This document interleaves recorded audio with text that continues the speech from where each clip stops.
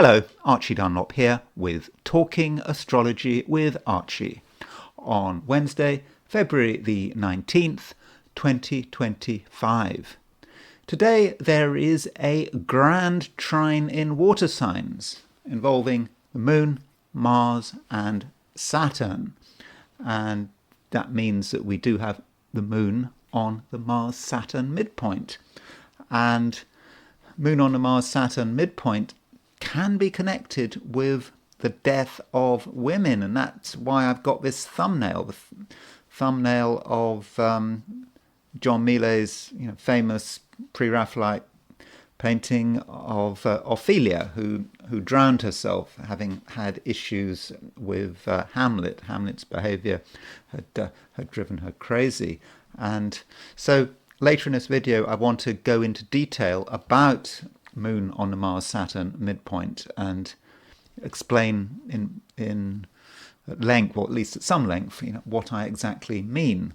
But before I consider all of that, I want to look at the astrology and the I Ching of today, which is Wednesday, February the 19th, 2025. So here is the chart for today, and you can see that the moon is in Scorpio. There it is. Moon is at 20 degrees 4 minutes Scorpio at noon New York time today, Wednesday, February the 19th. And the moon is in late Scorpio, and generally speaking, moon in late Scorpio is not quite so problematic as moon in early Scorpio. Moon in early Scorpio is in the via combustor. Things can be a little bit unstable. Moon is at its point of sort of maximum fall at 3 degrees Scorpio. So we could say that the moon, to an extent, is starting to recover. But it's in a fairly emotional sign. I mean, is there any sign more emotional than Scorpio? So people can have powerful feelings if they don't always reveal these feelings. And the moon is making a trine to Saturn, and it's making a trine to Mars. So that's what I mean by the fact that the moon is making an aspect of the Mars-Saturn midpoint. I mean, the Mars-Saturn midpoint is at around 18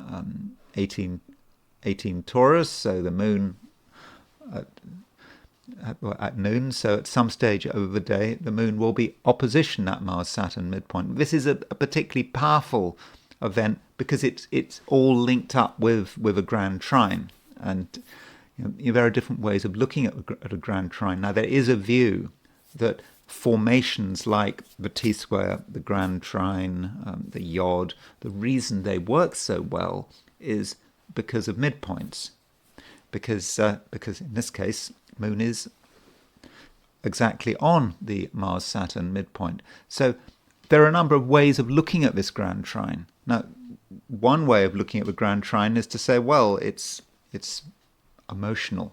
It's just powerful emotions, and certainly there's a load of emotions flying around today with the moon in Scorpio, Mars in Cancer, and all those Pisces planets. But one might want to look at that precise configuration with moon on the Mars-Saturn midpoint. And one way of looking at it is to say, well, the moon is about women, and Mars and Saturn as a pair are about death. So moon on the Mars-Saturn midpoint is about death of women. Now, there's no need to worry about that. It's a general idea, and if we are talking about death of women, it would be very high profile. It would be something that is obvious to everyone. And so you might say, well, very, very famous women need to be careful today. But even then, I'm sure if you did a statistical analysis, you wouldn't find that famous women died more frequently when the moon was on the Mars-Saturn midpoint. Nonetheless, there are some important deaths at the time of Moon-Mars-Saturn midpoints, with Moon on the Mars-Saturn midpoint, which I will be looking at later in the video.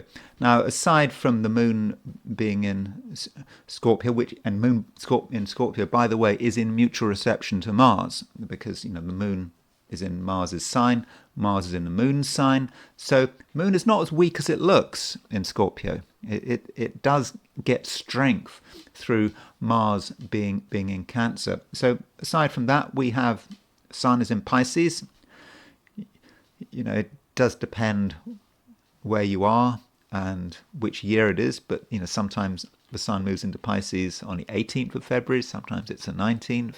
I think for most of us, the sun moved into Pisces yesterday on February the 18th, and today, February the 19th, the sun is, as you can see, very much in Pisces. And we do have a couple of minor Mercury aspects. We got Mercury is making a decile to Pluto, so 36 degrees, 10th of a circle. Some of us might be very inspired with the idea of influence. We might have this idea about how we can influence the rest of the world, how we can have an influence on other people, and we might get an idea about how we might be able to do it. Also, we've got Mercury semi-sextile Venus. So Mercury is at 9 Pisces, Venus is at 8 Aries, and over the course of the day, Mercury and Venus, they will be 30 degrees apart. And that is a somewhat challenging aspect, but the challenge is, how do we show the world what we can do? How do we get our creativity and artistic talent out into the open, and in such a way that we can be recognized, or at the very least feel fulfilled? One other aspect, moon is making an opposition to Uranus. So the moon, having made the trines to Mars and Saturn, goes on to make an opposition to Uranus. And that opposition, towards the end of the day, might be particularly strong if you're in the Americas, and it just could be about things getting a little bit explosive, or it could be about stubbornness. Moon in Scorpio, opposition Uranus in Taurus. Someone doesn't want to give. Maybe it's we don't want to give, and because we don't want to give, we could get a certain amount of drama. So that's a picture in New York, noon New York. Very quickly looking at the situation at noon in Sydney, Australia, as a representative of Australasia. And you can see that in Australasia, the moon is earlier in the sign. It's at 12 Scorpio. So that Grand Trine between the moon, Mars and Saturn may be more about sort of, really late in the day. And, additionally, the moon is in the Via Combusta until, I don't know, early evening. And so if you are in Australia, New Zealand, you will still feel a certain Via Combusta quality to the moon, a sense that things might not entirely go to plan, and always have a standby, and don't assume that everything will work as expected. But overall, I'm not saying there's a huge difference between your experience if you're in Australia or New Zealand compared to how you experience things in Europe and the Americas. And then there's the heliocentric picture, looking at things with the sun at the center of the solar system. And now that Venus-Mars conjunction, which I've been talking about for the last week, is now exact. It's there. The heliocentric Venus and Mars are, at noon New York time, are 3 minutes apart. So there is a strong Venus-Mars feel today, even if you can't see it on a geocentric chart. And so Venus-Mars, you can see that in terms of attraction, powerful attractions, and some people will just know how to get attention, will know how to charm. But Venus is under pressure. Venus is very close to Mars, and it might be a situation where attraction is balanced by repulsion. What attracts one person repulses another. And so do think about that in terms of presentation, how you present yourself, how you try to be charming. Though this Venus-Mars conjunction, it's a heliocentric chart. The heliocentric chart is more global, more universal, less about the individual, and it may say something about global events, what politicians, diplomats, foreign ministers are trying to do. They're trying to play games. We've already got the beginnings of this meeting between the United States and Russia in Saudi Arabia. I think they're preparing for it. I need to have another look at the timeline.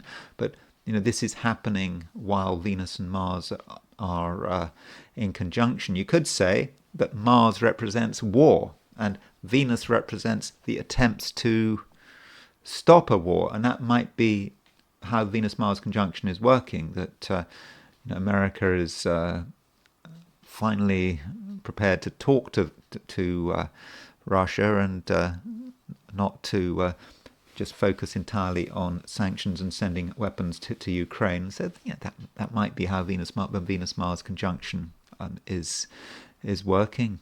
So that's the main theme of today, that Venus-Mars conjunction. We do have the beginnings of an Earth-Pluto quincunx. You see the Earth is at 1 degree 18 Virgo, sort of moving towards that quincunx of Pluto. And the Earth represents the struggles down here on Earth, where we are. It's our planet, and quincunx Pluto is having to integrate the drama around us, but probably, in fact, definitely that aspect of quincunx Pluto will be stronger tomorrow than it is today.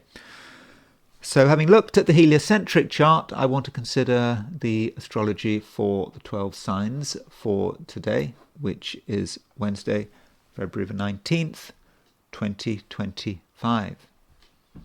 Aries. Aries, things are rather powerful at the moment. At least that might be how it feels. And certainly the emphasis is on feeling. You've got the moon in Scorpio. The moon is making a trine to Mars. It's making a trine to Venus. So it's kind of like yesterday, except more so. Your emotions are strong, and it might be a situation where you feel that there are things that you just can't express. You'd like to express it. You'd like to tell people what's on your mind, but the situation just isn't right. The timing is never right. And you might wonder, what would happen if you were to tell people how you really felt. And you might take the view that it is better just to keep it all to yourself. Though, with the moon making a trine to Mars, that should give you the ability to express some of your feelings in your own way, not necessarily through actions or words, but maybe through your posture or your body language, or giving messages through what you do, what you don't do. Anything has a meaning. So if you don't turn up to something, that means something. If you are late, it means something. If you're early, it means something. Everything can mean something, Aries. So consider the significance of what you're doing, and don't be in too much of a rush. Today, things could be very slow. Things might not happen at the pace you expect, and you might be surprised how resistant people are to change. But in some respects, Aries, you yourself are quite resistant to change. That might sound rather uncharacteristic, but at the moment, the world out there and this concept of new possibilities, sounds great, but you're not really ready to take action. And part of it is connected with the fact that Mars, your ruler, is slowing down in a big way. Mars is really, really slow. On Monday, Mars comes to a grinding halt at 17:1 Cancer. So you think about it. Mars is at 17.8 Cancer, 17 degrees 8 minutes Cancer. By Monday, it'll only be at 17 degrees 1 minute Cancer. That gives you an idea of how slow Mars is going at the moment. And if Mars is going slowly, you're going slowly. And there might be something almost reptilian about your speed, because it's a time for thinking. It's a time for understanding and feeling and just reviewing the whole situation. Mars has been retrograde for some time. I think Mars went retrograde around December the 6th. So Mars has been retrograde for, just over 2 months. And there's a lot been happening over the last couple of months. And a lot has changed. And so there's no need to do anything right now. You certainly shouldn't feel pressured to do anything.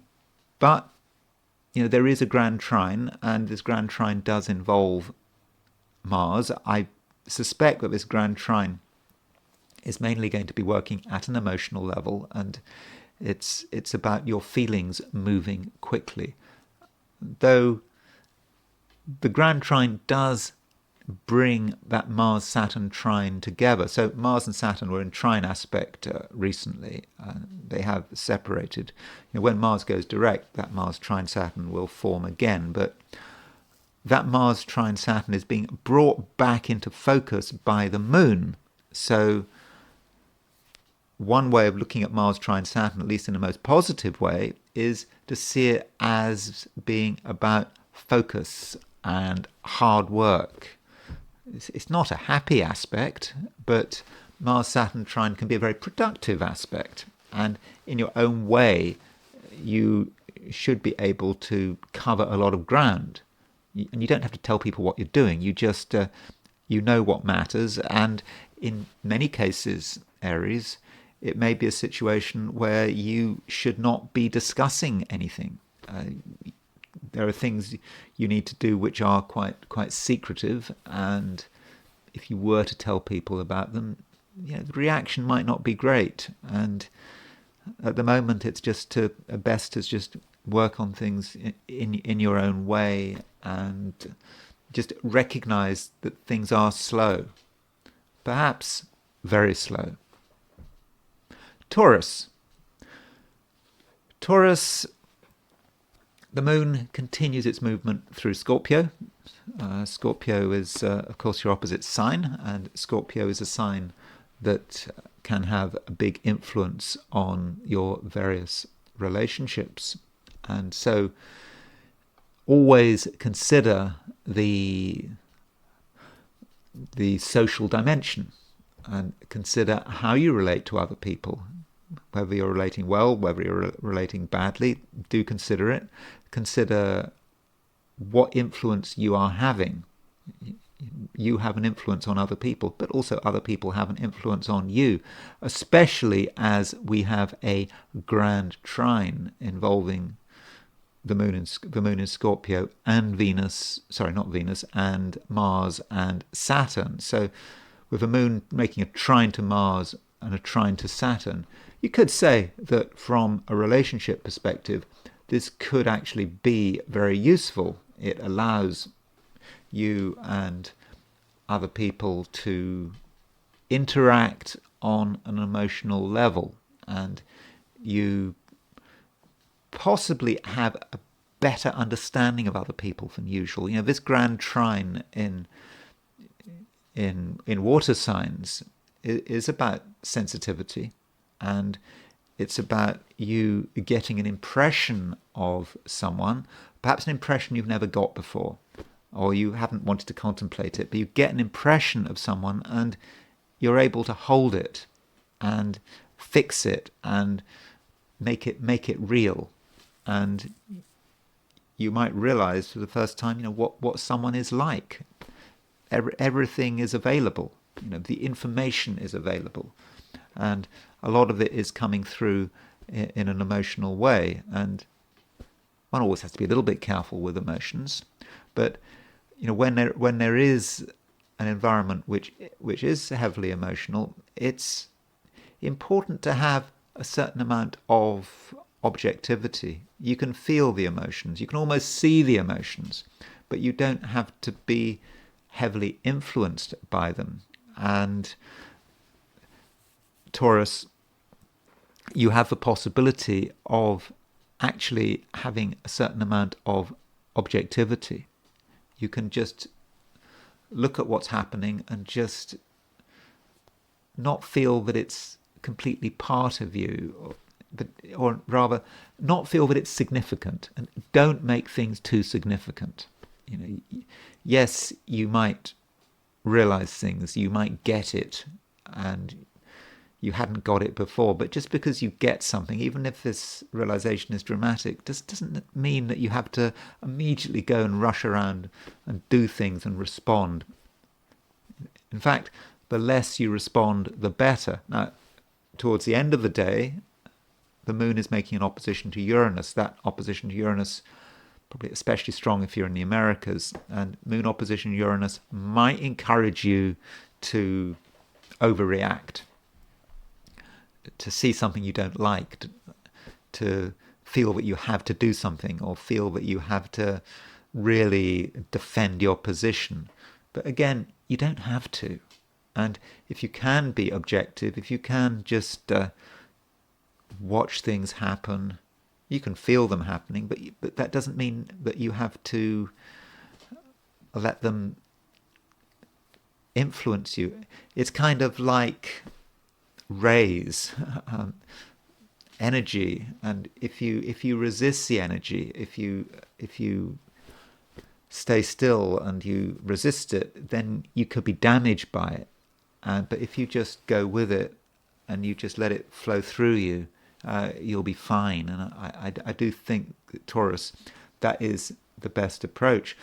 And another thing, Taurus, don't forget about your skill set, because Mercury is making a semi-sextile to Venus, and Venus is your ruler. Venus is much stronger than it has been of late, because Venus is in mutual reception by exaltation of the Sun. Mercury is making a semi-sextile to Venus, and Mercury is in mutual reception to Jupiter. So these two planets, which are both in signs where they're weak. I mean, Mercury is fallen in Pisces. Venus is in its detriment in Aries. Two planets that are weak, but which are made strong by mutual reception, and they're in semi-sextile. And this might be, Taurus, that there is an area that your first instinct is to feel that it's not working well, or you can't do it, you don't have what it takes. That might be your first impression. But this Mercury semi-sextile Venus is challenging you to have another look and to struggle and strive to make connections. And it might not be something you want to do, but if you do make the effort, perhaps helped by that Grand Trine, Moon and Scorpio, trine Mars, trine Saturn, perhaps helped by that Grand Trine, you will feel that things are eventually moving, and at a certain point you may be able to stand back and feel very pleased with yourself because you're able to master something. So do be aware of that, and don't just take the view that nothing's working, it's all too much effort, so there's no point. That would be the wrong approach, because if you take a disciplined, proactive approach, if you do that, then I think you could be very pleasantly surprised with what you end up achieving. Gemini,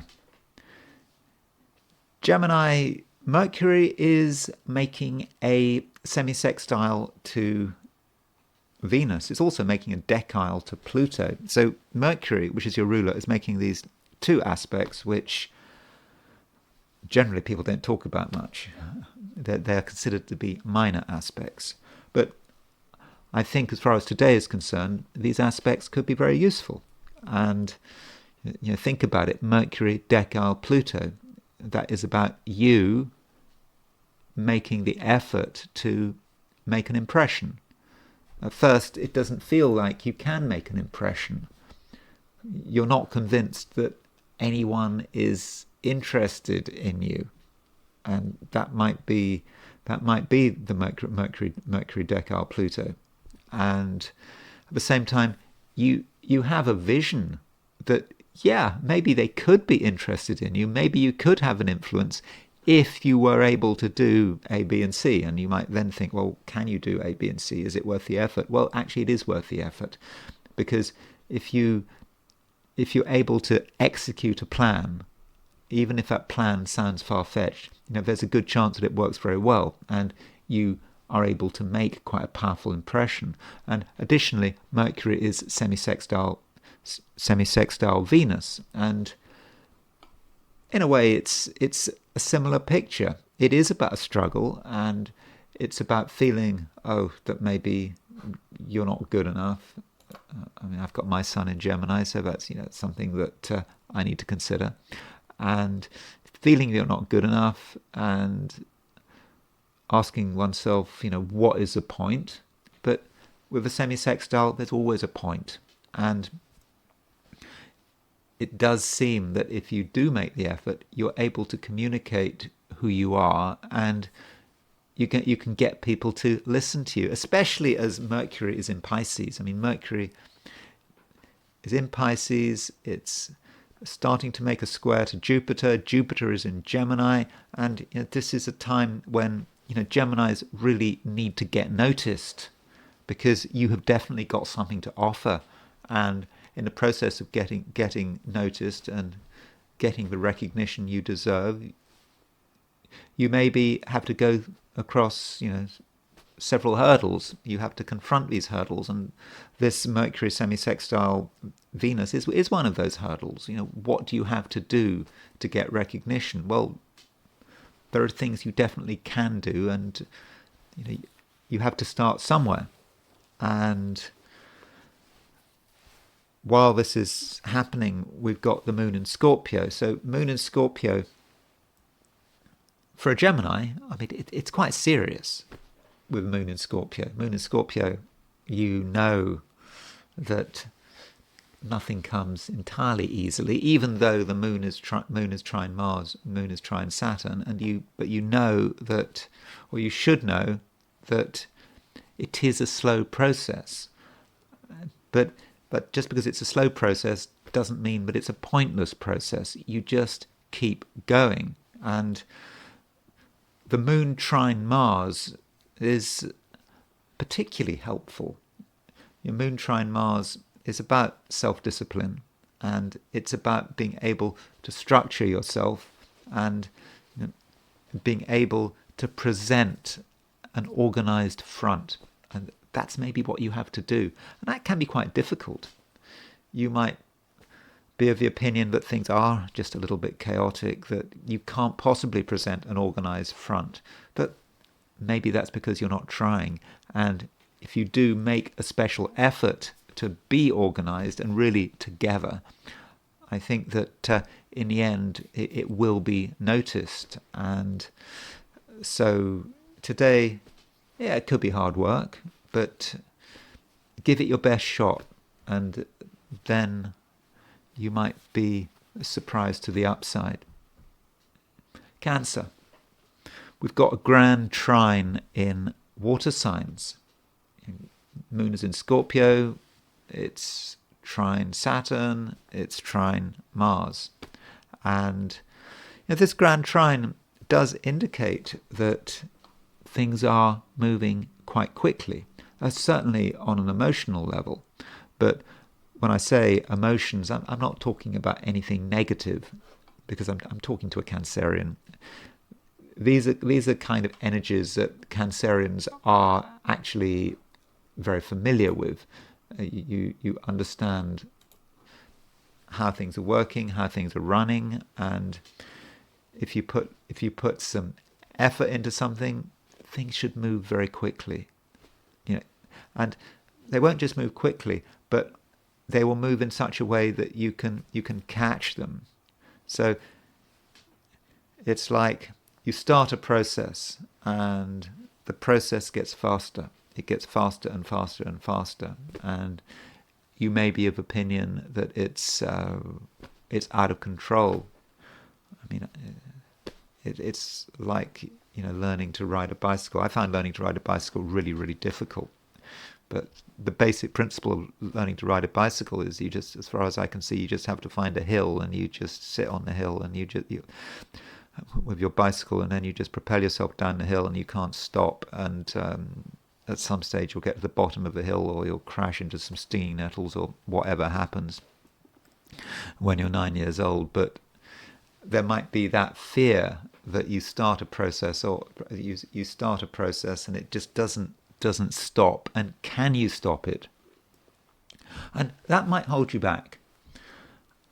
But you can stop it, because the moon makes a trine to Mars, and then the moon makes a trine to Saturn. And that moon trine Saturn is perhaps the brakes. So you can start something, it gathers speed, and then when you're ready to take full control, I do think you can. So don't be afraid of your own emotions. Don't be afraid of what you're putting into action. And if there is something you want to put into action, now might be a good time to do it. With the moon in Scorpio, making that Grand Trine. And remember, that moon in Scorpio is in mutual reception. So you think about that moon trine Mars, which is around today. That moon trine Mars is especially powerful. The two planets are in aspect. The two planets are in mutual reception. They work very well together. And of course, in your case, Mars is in Cancer. So Cancer, it could be argued that today, of the 12 signs, you are the strongest.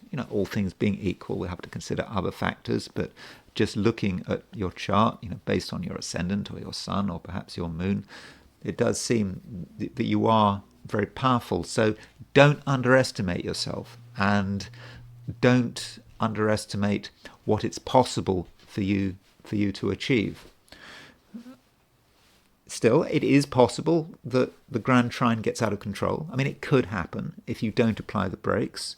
And if you start something, you must be ready to take full responsibility for it. You can't just start something and then just walk away, because it's still going on. So that's something, Cancer, that you do need to take into account.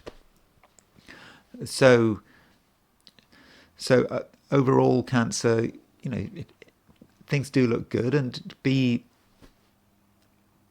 a little bit flexible, especially towards the end of the day, and especially if you're in the Americas, because the last aspect, the moon does make a trine to Neptune, but aside from that trine to Neptune, the last major aspect the moon makes before it leaves Scorpio is an opposition to Uranus. So moon opposition Uranus can make you somewhat willful, and you might find yourself in a situation where people don't want to compromise. They don't want to give anything up, and you don't want to compromise, and there could be a deadlock situation. But I think that would be unnecessary. You should have the subtlety and the emotional maturity to avoid that kind of issue. One thing about relationships and this Grand Trine in water signs, so moon makes a trine to Mars, then it makes a trine to Saturn. Moon trine Saturn, and this moon trine Saturn, as part of the Grand Trine, could have an impact on your various relationships, because Saturn rules Capricorn. Capricorn is your opposite sign, and so moon opposition Saturn may be a chance to get on with another person and respect another person. I mean, moon opposition Saturn is a relationship where you have respect, the other person has respect, but there is a natural link, there's a natural affinity that you have with another person. I mean, maybe more than one person, but if you handle things correctly, then I do think with this Moon trine Saturn that relationships can work pretty well, and in your own way you can energize things. That might be a recent issue, that certain relationships haven't had much energy and they need a new spark, and perhaps with that Moon trine Saturn moving on to Moon trine Mars, you are able to provide that all-important spark. Leo, we have the moon still in Scorpio, and with the moon in Scorpio, that means that a lot of your energies may be going down into the depths, perhaps feeling that you don't want to fully integrate, and that you've got things you want to do in your own way, and you don't really want outside distractions. And it's true, Leo, that if you do concentrate on yourself and on your own interests, then you're likely to have a good day. You'll feel comfortable, and it'll just be helped by the fact that you just don't have to do anything for anyone else. If you're doing something, you're doing it for yourself, and that's simply the way it is. But this moon in Scorpio is making a trine to Mars, it's making a trine to Saturn, and that does indicate a lot of energy. It's a kind of energy that is not revealed. You keep it to yourself, and that is the best way to keep it.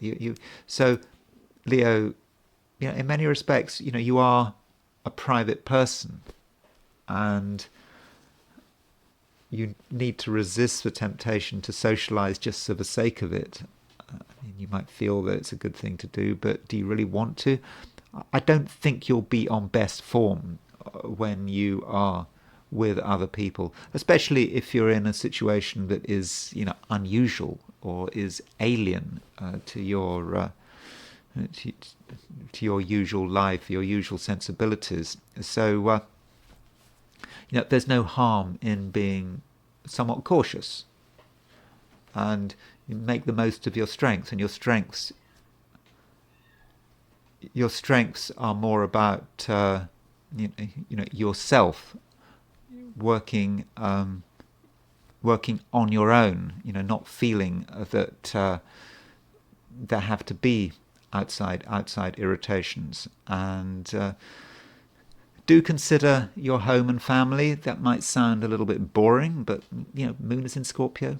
Again, moon is making a trine to the sun. Moon is making trine to Mars. This is where your energies lie, and so if you can focus on your family's needs and your family's interests, you'll be able to solve problems pretty quickly. So if things do come up around the home and family, then you might want to act quickly. You might be wondering what you're doing. You might not be too sure what you're doing logically, but your actions will speak for themselves. And in that sense, Leo, you can actually be quite a stabilizing influence. Virgo, Mercury is your ruler, and Mercury is now very much in Pisces, and it's in mutual reception to Jupiter. So that is the broad picture. And so with Mercury in mutual reception to Jupiter, I would have said that you are quite supported. You might not feel supported. You might feel that it's all down to you, but actually, if you are prepared to take into account other people and their influence and look at how they can help you, I think that you can be even more productive. So don't feel that you're powerless. you do have a lot of power at your disposal, but you just might have to do certain things to harness this power, and harnessing that power might involve interaction with other people, but to begin with might not feel entirely comfortable. Now, there are two minor aspects involving Mercury.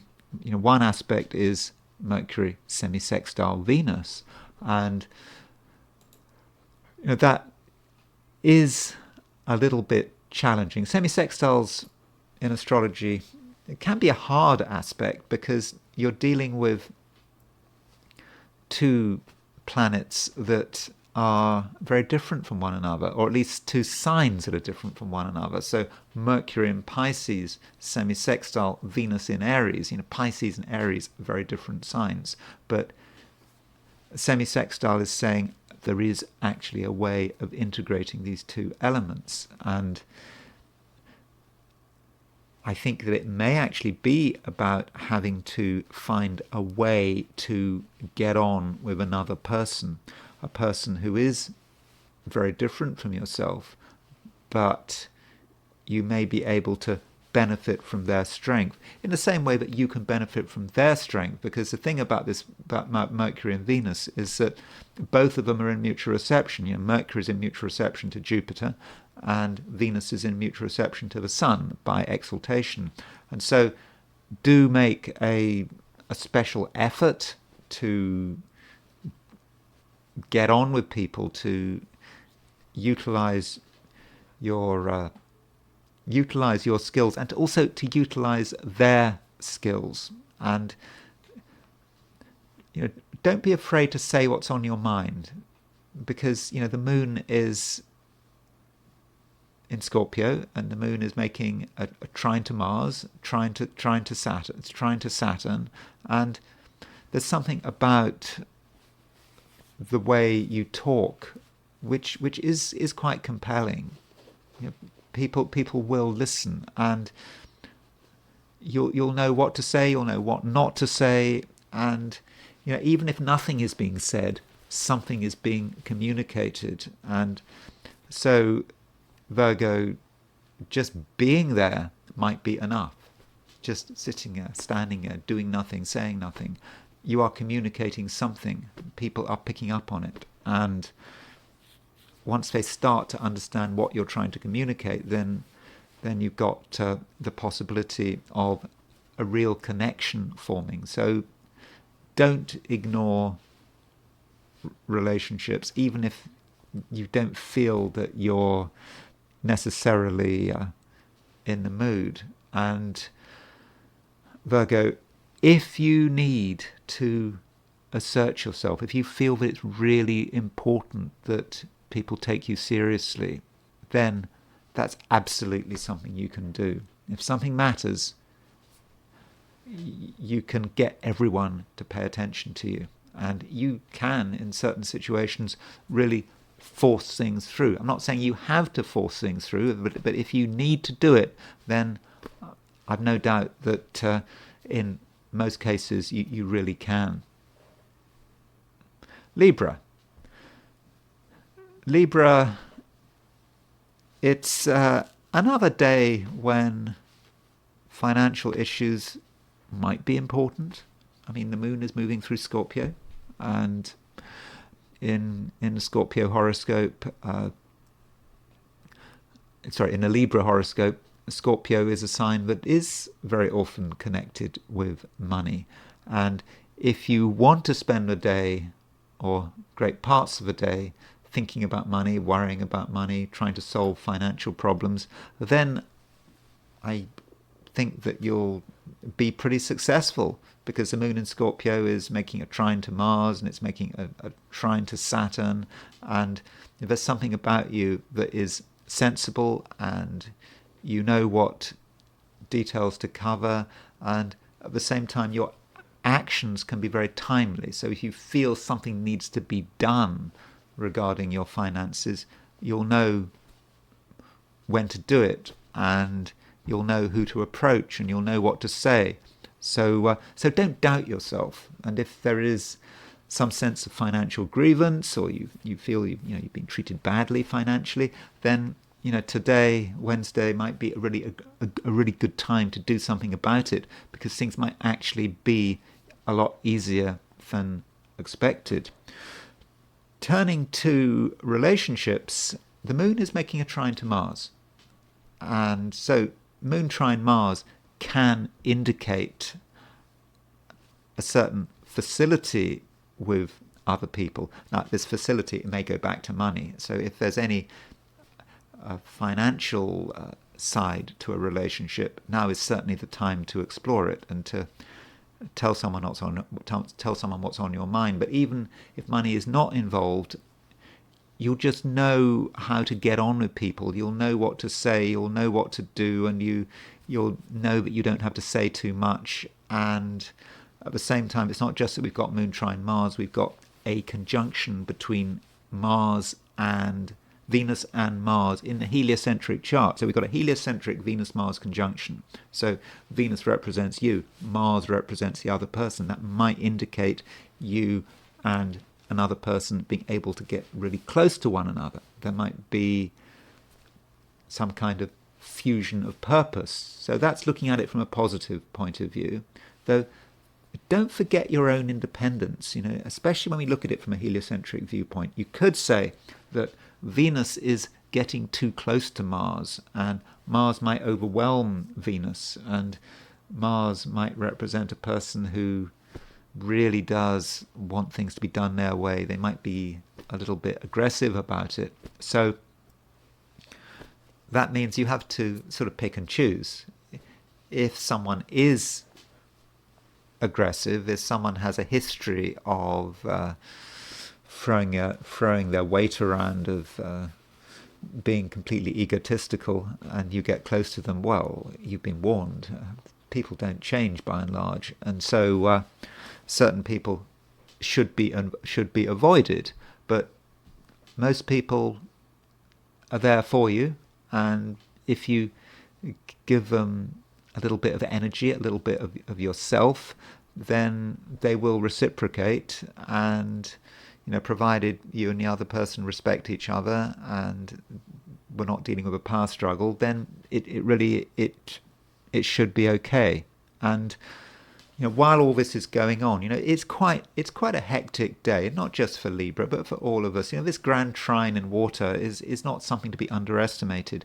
But while all this is going on, it's important, Libra, if as far as possible you have a certain detachment, an emotional detachment, but not an emotional detachment in an Aquarian way, cutting off one's feelings. I don't mean that. It's allowing the emotions to sort of run through you. You're being aware of them. You are sensitive, but you're not allowing the emotional environment to stop somewhere. It needs to just roll forward. It needs to run through you. And it's maybe a situation where if you resist something, you give it power. And if you resist something, it actually does the opposite of what you're trying to do. So if you don't like something or some feeling and you hit back at it, that makes it even stronger. But if you just let everything go through you, just let everything roll around you, just go with the flow, then with this Grand Trine in water, don't make anything significant, then you will become part of the world will become part of you, but in such a way that your individuality and your identity won't be threatened. Scorpio, there is a Grand Trine in water signs today, and it's quite a powerful Grand Trine. I mean, it's short-lived, but it's very much there. And we got the moon in Scorpio in your sign, and the moon is making a trine to Mars, and it's making a trine to Saturn. And this Grand Trine in water is certainly very emotional, and it's It's about your emotions and how you harness your emotions, how you use your emotions. And I do think that in many cases your emotions are going to be stronger than usual. And everything pretty much is going to elicit an emotional response and from you. And at the same time, with that moon trine Mars, you are going to have no difficulty displaying your emotions. You'll find a way to express how you feel in a way that is fairly balanced. It's not hysterical, because the moon makes a trine to Mars, but then it makes a trine to Saturn. So that allows you to focus and concentrate your emotions and not to make a fool of yourself. But there is real power here. And that moon trine Mars, Moon and Mars are in mutual reception by sign. Moon and Mars are in signs ruled by each other. So emotionally, you really are strong. I mean, you're probably, in terms of the other signs, you are in really a very strong position here. I mean, the water signs, I sort of mentioned when I was looking at Cancer. I was telling Cancer that things are looking good for them. Cancerians are strongly placed. Likewise, Scorpio. Especially as the moon is in your sign. But you have to be patient, Scorpio. There are things you want to do, and they may be very important to you, but something is being held back. And it may just be that you are afraid of the future. I mean, you can see the future is coming your way fast, but you're a little bit afraid, and the past does feel more comfortable. And today, perhaps tomorrow, there may be a sense in which you're trying your hardest to put your finger on the clock. If you just maybe go to the clock, you put your finger on the hour hand, you can stop time. Maybe you can for a little bit, but you can't stop time forever. And at some stage, you just have to take your finger off the clock and just go with it and accept that there is a new development, and start to embrace the new development, to try to understand the new development. And this is something you really can do. And today, don't underestimate yourself. It could be that there's something you're afraid of, you don't want to get involved with, but actually you are the person to deal with it. You are the person who is best able to do it, because you're able to take the power of this Grand Trine, and you're actually able to use it. So, Scorpio, that might mean that you actually have a special responsibility to make things move. I mean, don't be afraid of the future. Embrace the future, and perhaps in your own way you can make it clear to other people that the future there's nothing to be afraid of here. And all the while, Mars, your ruler, is grinding to a standstill. Mars is going really slowly now. It comes to a standstill at 1701 Cancer. Today, on Wednesday, it's at 1708 Cancer. So in other words, it only moves 7 arc minutes between now and Monday. And this might be the time where your part of you is at least in the past as much as you can be, but now things are about to change. And okay, you might not have to do anything right now, but next week Mars will be direct, and this Grand Trine that we have involving Moon, Mars and Saturn is reminding you that you need to start moving, and don't worry about it. The universe is on your side. Sagittarius. Sagittarius, probably you need to just concentrate on yourself and on building things up. And that's something you very much can do. And it's considering, what your strengths are. I mean, who knows what your strengths are? There's social pressure to make the most of particular strengths, and you might feel that you have to give society what it wants.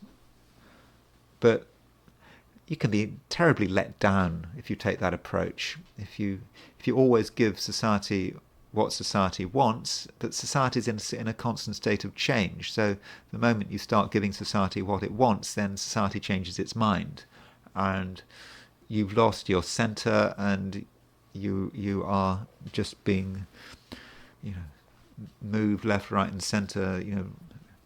Smashed around like a rag doll in a washing machine or whatever. That's not the way you want to be.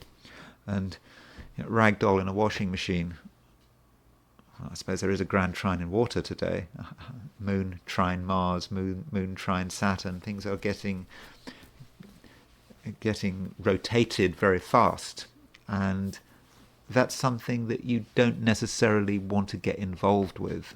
And instead, Sagittarius, it just might be a time when you need to think about what's important to you, and give yourself time and concentrate your energies on things that matter to you right now, and build them up. And don't listen too hard to what other people are saying or other people are doing. And like yesterday, it's probably a good time for being somewhere fairly isolated, where you don't have to regularly engage with people who you don't know, or you don't appreciate, or you don't sympathize with. Things need to be done on your terms, and that's something you can do. And also consider the important people in your life, and ask yourself, what are they trying to say? And some people are, not just anyone, people that matter to you, they are trying to say something, and they're trying to bring something together, and they may be finding it a little bit difficult. So while it's a day in which you should not really be listening too hard to other people's advice, I think it's actually okay to give your own advice. I think your own advice will actually be very good. Will be very grounding, and you can take another person's situation, which they don't understand, they don't know what to do, and you can look at it in a Sagittarian way. You can see the bigger picture, and you'll know exactly what they should be doing, and it will be obvious. And so it may be the case that today is actually a day for talking rather than listening, but talking in your own way, and in a way that is quite insular. It's not about giving grand speeches or anything. It's about talking to people you already know, and being very grounded about it, and accepting that the time for action on your part is not here yet. But don't worry. The moon is in late Scorpio, and tomorrow, Thursday, the moon will be in Sagittarius, and with the moon going into Sagittarius, things will be very different. Capricorn, your ruler is Saturn, and from an astrological perspective, Saturn does get a fair amount of attention, because we have the moon making a trine to Saturn, and in fact Mars is making a trine to Saturn as well. Now, Mars has been making a trine to Saturn for some time, and that's because Saturn is a slow-moving planet, and Mars is moving towards a standstill, because Mars goes stationary direct on Monday. And so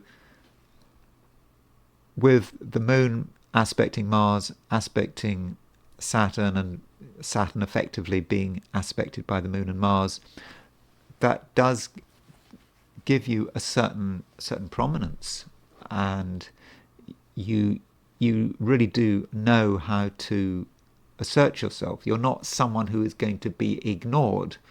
I mean, you might like to be ignored. That's always easier when you're being ignored, isn't it? You don't have to do anything. You're not in the spotlight. But you have to consider your contribution, and the things you say are going to really have a lot of weight, and you can speak, in a way that is serious, that people listen to you, and they do get it. And in many respects you can be the voice of reason, because we have this Grand Trine in water, and so with this Grand Trine in water today, there's a lot of emotion flying around, and a lot of people don't know what's going on. A lot of people are confused, but you're not confused. You understand what's happening, and you're able to take things one step at a time, and you can, in many cases, bring everyone down to earth. And in many respects, that is what Capricorns are there for: bringing everyone down to earth and reminding people, of what is real and what is plain fantasy. But you don't just have to be a controlling influence. In a social sense, Capricorns at the moment are pretty effective. People just like you. They gravitate towards you. They just know that you've got something they haven't got.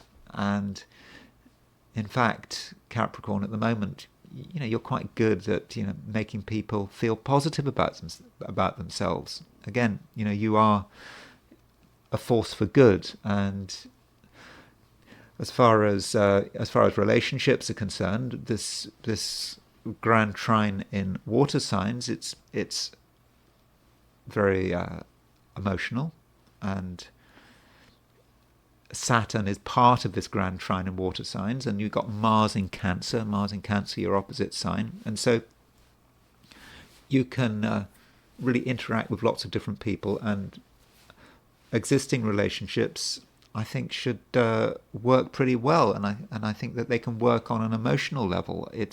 It's not a chart that I would have said is particularly chatty at the moment, astrologically. Certainly in a Capricorn sense. Yeah, you have a few things to say, but you're not going to just talk and talk and talk. You understand the emotional backdrop, and you understand that certain emotions really are serious, and that you actually need to go with them, and that can be difficult. I mean, you're not a water sign. Going with emotions is hard work very often, but today I think you can do it. And what do they say? From a therapeutic perspective, they say you're supposed to come alongside someone, whatever that means. I don't know what it means. I'm a Gemini, but apparently that's what you're supposed to do if you're a therapist. But as a Capricorn, that's something you can do. Don't ask me how, but I think you can do it. Come alongside someone emotionally and be there for them, and give the impression that you really understand, what they're feeling. And so, if you're a Capricorn psychotherapist or a counsellor, then it should be a really good day. Aquarius, I think it could be quite a good day, certainly a useful day, and we do have a Grand Trine in water signs. So when we hear Grand Trine in water signs and we talk to Aquarians about that might not sound like anything you want to get involved with. Water, emotion. Does detached Aquarius want to deal with a Grand Trine in water? Yeah, it's a lot of emotion. Emotions are flowing quickly. But I think it's fine. And this Grand Trine involves Moon, Mars and Saturn.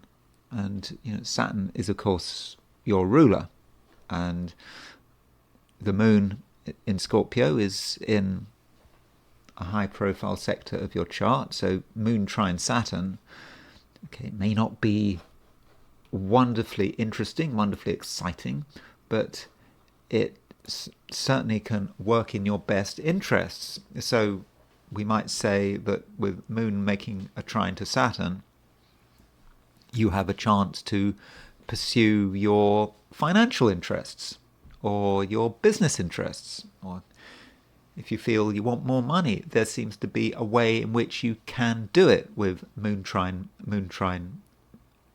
Saturn, and your approach will be very disciplined, and you will know what matters, and you will know what matters just naturally without having to think about it. And then we haven't just got moon trine Saturn, we've got moon trine Mars, and Mars is also trine Saturn. And so that allows you to pursue your interests without much opposition.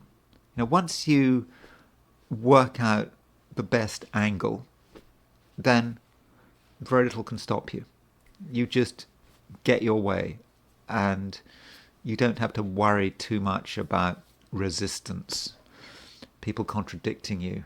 You just go with it. You go with the flow. You just keep things moving, and I don't think anyone will be able to keep up with you. And it might not feel completely right. You may be thinking that you are a little bit out of control, that this isn't normally your territory, but don't worry about it. Just let things happen, and see where they go, and also listen to your own ambition. So if you feel that there's something you want, and then just go with it. And ambitions are so connected with desire, and your desires do matter today. And moon trine Mars, you have something that you want, and you are prepared to do what it takes.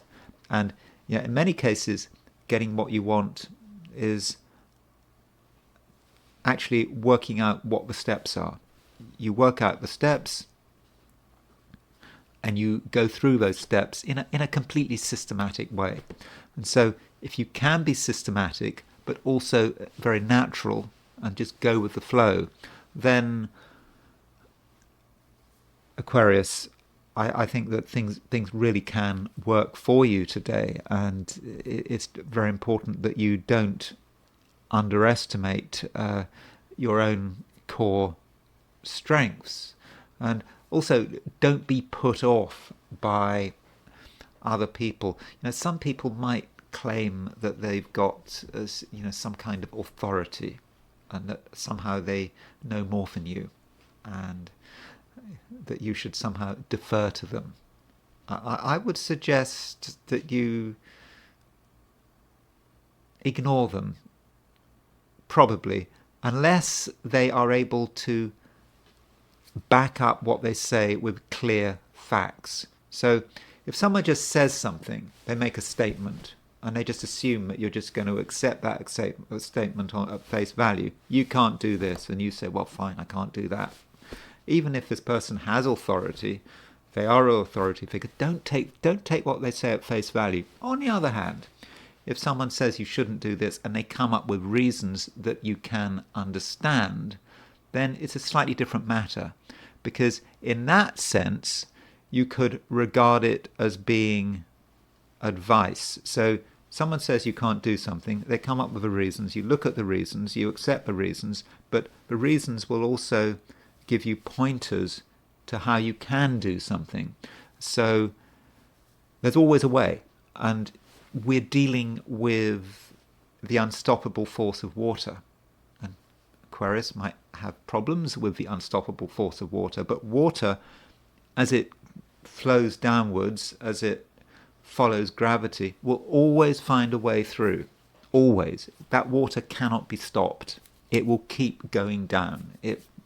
So perhaps you need to think like that.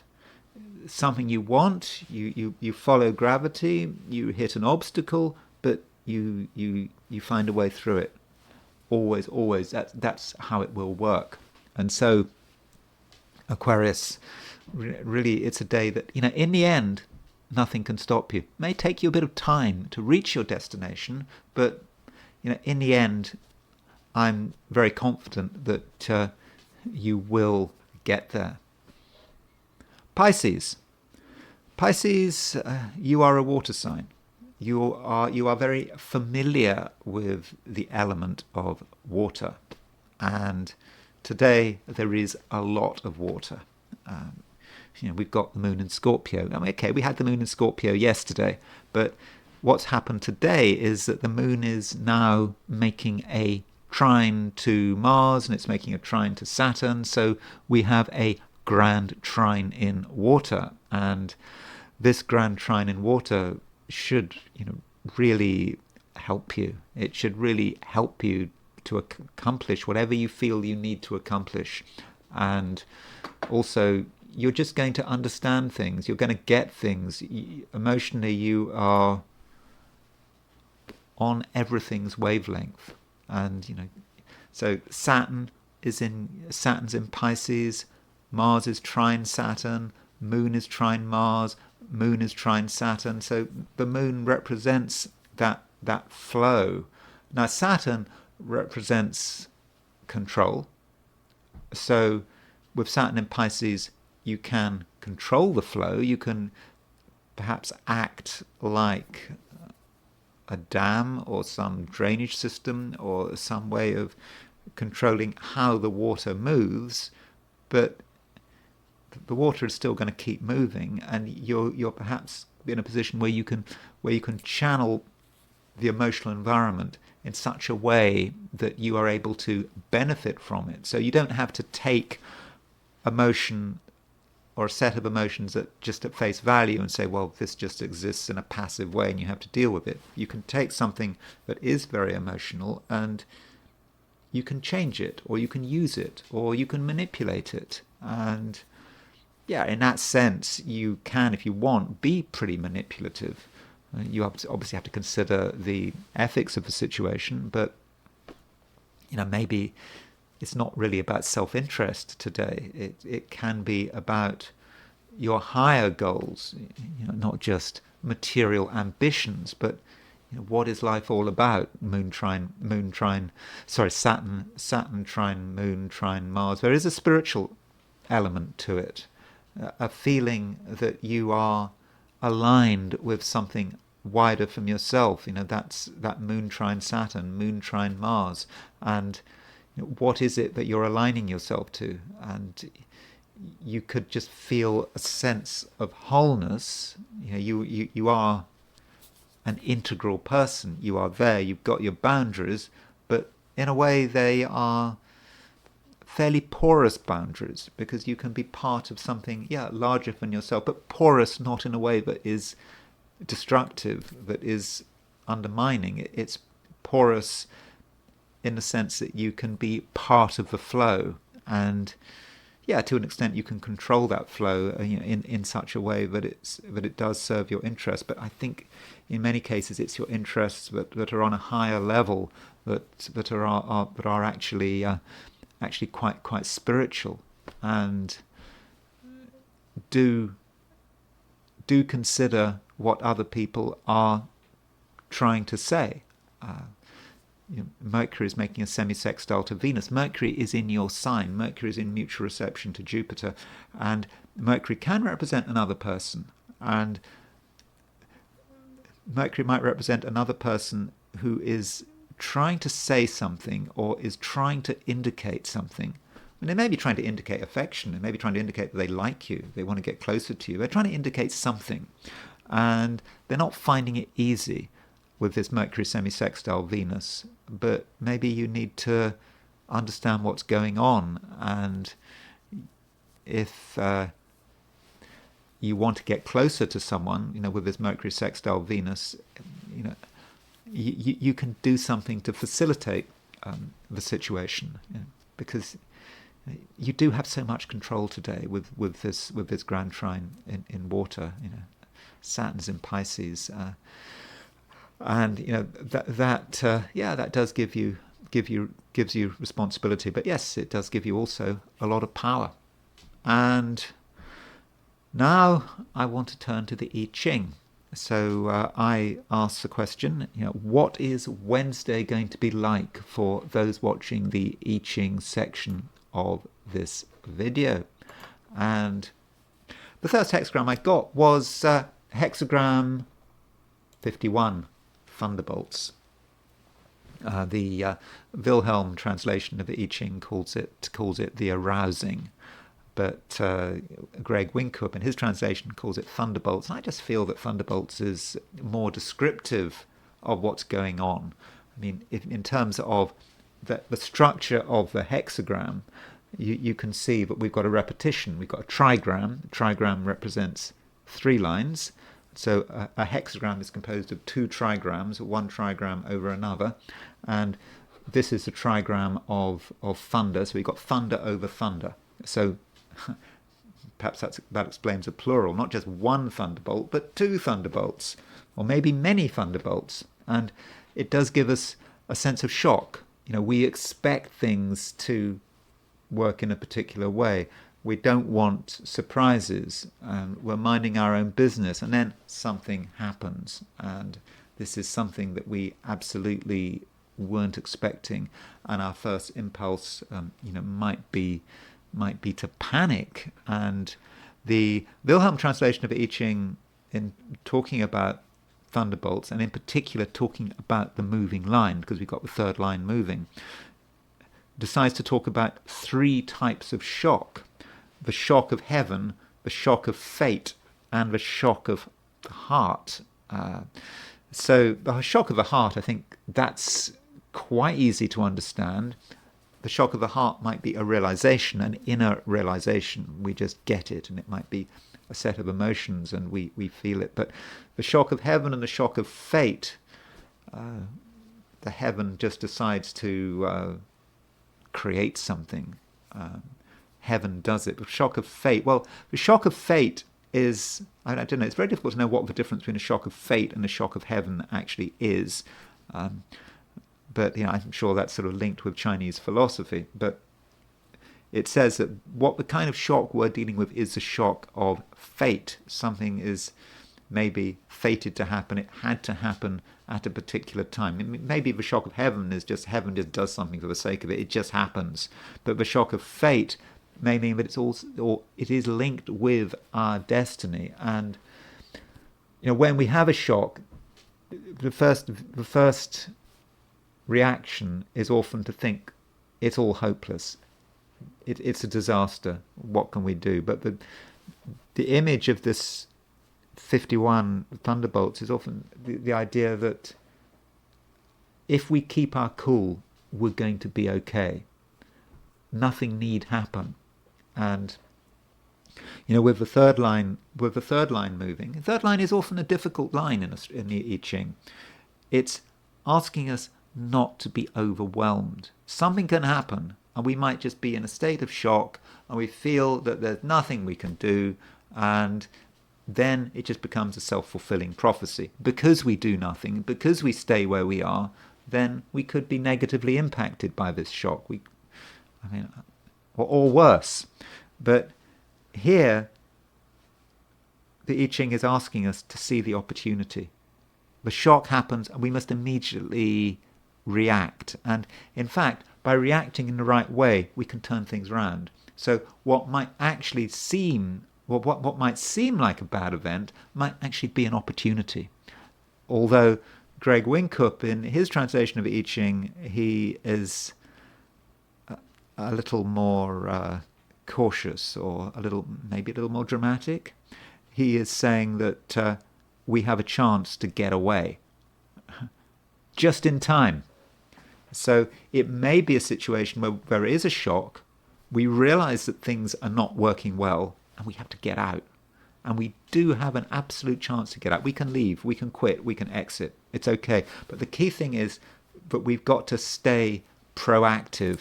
We've got to respond, and we've got to feel that we have agency, because it's so easy when a shock happens just to say, oh, we can't do anything about it. Well, if we take that view, then we are doomed. But there's absolutely no need to take that view, because we can make things happen.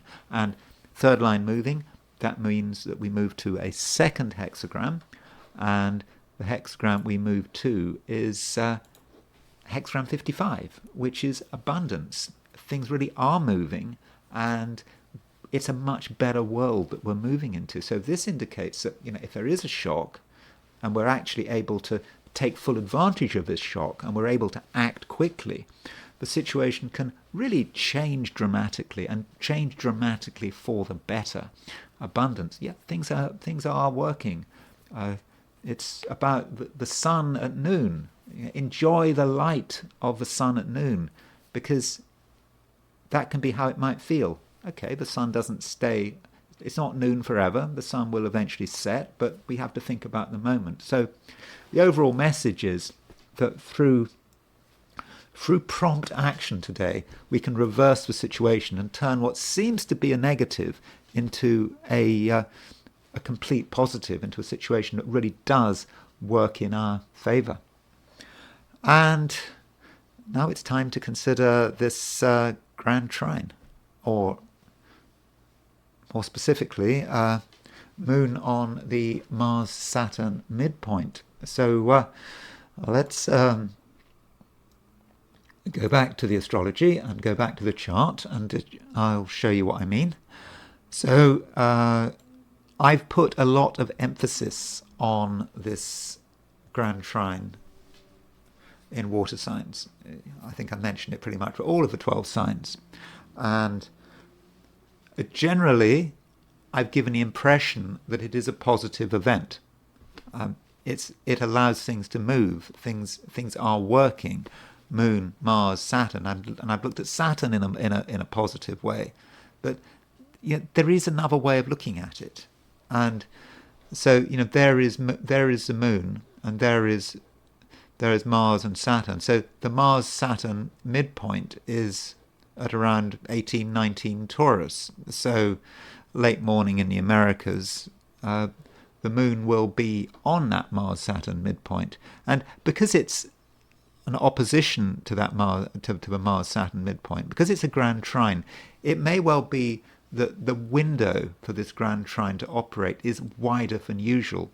Normally with midpoints, I like to use orbs of 1 degree. Maybe one can use much wider orbs here, because that Moon is so prominent, it's so isolated. In fact, in Vedic astrology, we have Kamadruma Yoga today, and Kamadruma Yoga is about the Moon having sort of no planets next to it, no planets in its own sign, no planets in the sign following or the sign before. So with Kamadruma Yoga, it can represent, in a natal horoscope, it can represent someone who is isolated, who does feel isolated. I mean, it's not an uncommon event having Kamadruma Yoga. It's not the end of the world. A lot of people have it, but there is a certain isolation there. But the Moon is isolated, and because of that, we might say that this Moon on the Mars-Saturn midpoint is just maybe has a wider orb than usual, and that means we can start to see this Grand Trine in a different way. Moon on the Mars-Saturn midpoint. What is the Mars-Saturn midpoint about? Well, Mars-Saturn is quite a difficult energy. It can be quite frustrating. And, we feel we would like things to move, but they don't move. And we can get annoyed about it. And also, at the worst, Mars and Saturn. Mars is the lesser malefic, Saturn is the greater malefic, and you could link that with death and destruction. And so Moon on the Mars-Saturn midpoint may be about a death, something coming to an end. And the Moon is a natural significator of women. And you might then say that this aspect is about the death of women, the death of women in society, or the death of a woman that who is prominent, who gets everyone's attention. And so I'm not trying to make you scared or anything. I'm not saying that women have a greater chance of dying when the moon is on a Mars-Saturn midpoint. It's not like that. This is astrology. There is, regardless of Google out, I don't believe there's any real statistical evidence that astrology works, at least in terms of the scientific method. And I spent quite a long time studying statistics. I'm not a great mathematician, but we have to accept that. That is one of the enigmas of astrology. So I thought it might be a good idea to look at some examples of moon on the Mars-Saturn midpoint. And so I'm going to look at examples of aspects to a Mars-Saturn midpoint: conjunctions, oppositions, squares, semi-squares, sesquiquadrates. And as far as possible, I've tried to use very tight aspects. Moon within 1 degree of the Mars-Saturn midpoint. And with in the case of semi-squares and sesquiquadrates, 1/2 degree. So I've tried to use very tight orbs as far as possible. Now, I wasn't sure whether I was going to look at people or events, and I've decided to only look at events. I'm not going to look at people who have moon on the Mars-Saturn midpoint. Just events. And so let's consider one of the big events of 2024. One of the most important events, and that was the attempt to kill Donald Trump in Pennsylvania. I believe the shooting happened at 11 minutes past 6, and at that time the moon was in the 10th house, and can you see? And there's Mars and Saturn. So the Mars-Saturn midpoint was at about 22, 23 Aries. So the moon was opposition the Mars-Saturn midpoint. So in this case, it's not about the death of a woman. It's not about the death of anyone. Well, I think the shooter was killed, but this case, it's a public event. Moon in Libra in the 10th house. Moon in a Via Combusta. Things can happen. He had this rally in Butler, Pennsylvania, when the moon was in the Via Combusta.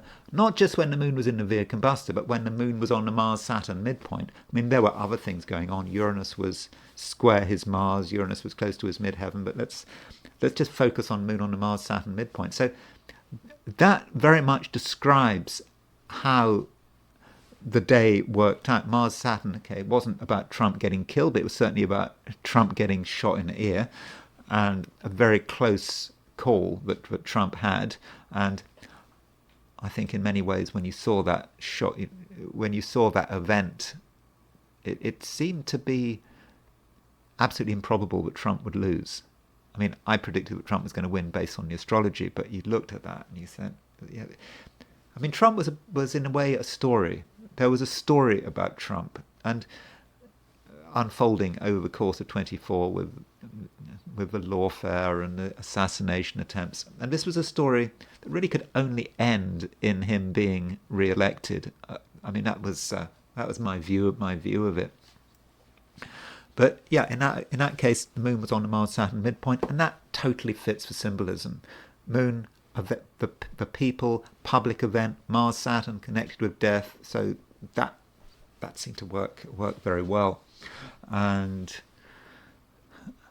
looking at other events, I want to talk about women dying just a bit later, but let's look at other events which had moon on the Mars-Saturn midpoint. The Easter Rising in Ireland. So the Easter Rising was when in Ireland there was a rebellion against British rule.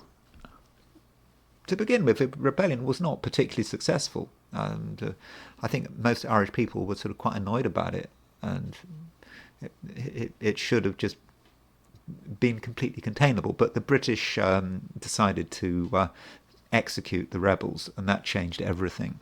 And the moon was on the Mars-Saturn midpoint. So there was Mars-Saturn, there's the Mars-Saturn midpoint. So the Mars-Saturn midpoint was at around 28 Cancer. So there was actually a Moon-Neptune opposition on the Mars-Saturn midpoint. So people died as a result of this.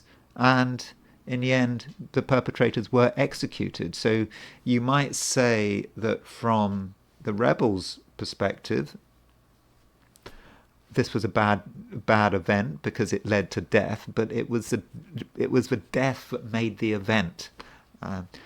Moon, of course, represents the people, and the people were impacted by this, and people were impacted by the executions. And you might also say that Moon on the Mars-Saturn midpoint can be, from an electional point of view, difficult. Now, in terms of this as an election, this is the time that the rebels chose to have their uprising. Now, there's no doubt in retrospect that it was an incredibly successful event, and it was a successful event because of death. Death is what made it successful. It was successful because the British made a mistake of executing the rebels. Moon on the Mars-Saturn midpoint. Another event where the jury is still out, but things are not looking too good, is the election of Kemi Badenoch as leader of the Conservative Party. And I haven't been in the UK since 2019, for 6 years pretty much, and I get the impression that Kemi Badenoch it's not working well for Kemi Badenoch. She's not performing very well in Prime Minister's questions, and Reform as the alternative right-wing party is really streaming ahead, and so there are now questions about how long Kemi Badenoch will last for. So this is the moment that I think I've got it pretty much, where the election results were announced, because members of the Conservative Party had a choice. They elected her, and this is the moment she was elected. And Moon is in Scorpio, and Moon is making an opposition to Uranus, and Moon there's Mars and Saturn. In fact, well, it's not a Grand Trine, but there's Mars, there's Saturn. The midpoint of Mars and Saturn is around 20 degrees Taurus, so Moon was on the Mars-Saturn midpoint. This is not a good time to elect a leader.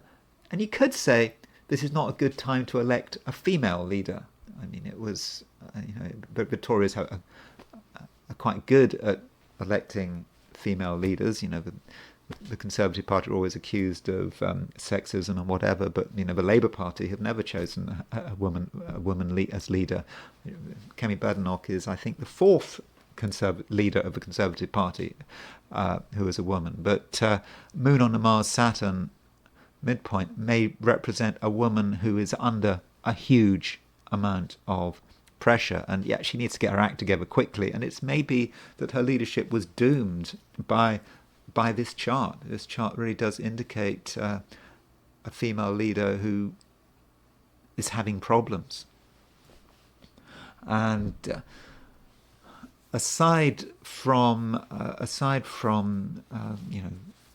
women as leaders, one event which happened when the Moon was aspecting the Mars-Saturn midpoint was actually square the Mars-Saturn midpoint. I don't know how much you can read into this. And this is in December 6, 2012. I set it for midnight when marijuana became legal in Washington state. And I've set this for Olympia, which is the capital of Washington. And there's Mars and Saturn. So the Mars-Saturn midpoint was about 10, 11 degrees Sagittarius. So Moon was square the Mars-Saturn midpoint. Now, if you are a critic of marijuana legalization, you might, and you're into astrology, you might say, well, yeah, that shows the point. The Moon represents the mind, and the mind of the population, and the Moon aspecting the Mars-Saturn square. Well, that's not very good for public health, or at least public psychological health. I'm not giving an opinion, by the way, on whether or not marijuana should be legalized or not. I just thought I would point that out. And then there is the question of women. This idea that are women vulnerable when the moon is aspecting the Mars-Saturn midpoint? And I sort of looked for events, and this event showed up, and I don't want to read too much into this event because I actually don't have the time for it. We don't have the time of this death, but I just wanted to start off with this chart, and this is the day in which there was this woman called Lacey Peterson who disappeared, and her husband was convicted of a murder, and she was found underwater. She was I think she'd been dismembered, and she was pregnant at the time. It was a huge case at the beginning of the 21st century. I mean, it was just massive. It's not quite on the O.J. Simpson level, but it was still pretty dramatic. And we don't know when she disappeared. We don't know when she was murdered, when she was killed. But broadly speaking, the moon was kind of on the Mars-Saturn midpoint, not in an angular way, not because we don't know when she disappeared, not in terms of 1 degree out, but just by eye, we can see at that time the moon was, it was fairly close to Jupiter, but the moon was somewhat separated from the rest of the chart and was kind of on the Mars-Saturn midpoint, and I sort of noticed that. But I don't want to read too much into that. It's up to you whether you regard that as being an important event. I mean, it was an important event, but I wouldn't necessarily say that is a moon on the Mars-Saturn midpoint event. But it does make one think about drowning and women drowning, and although I think she was dead before she was taken into the water. And there was an actress, again, I don't know anything about her. I don't know anything about her, but Naya Rivera, and Naya Rivera was this actress, and her death was really strange. She was on a boat with her child by some lake, and she just got into the water somehow, and she drowned.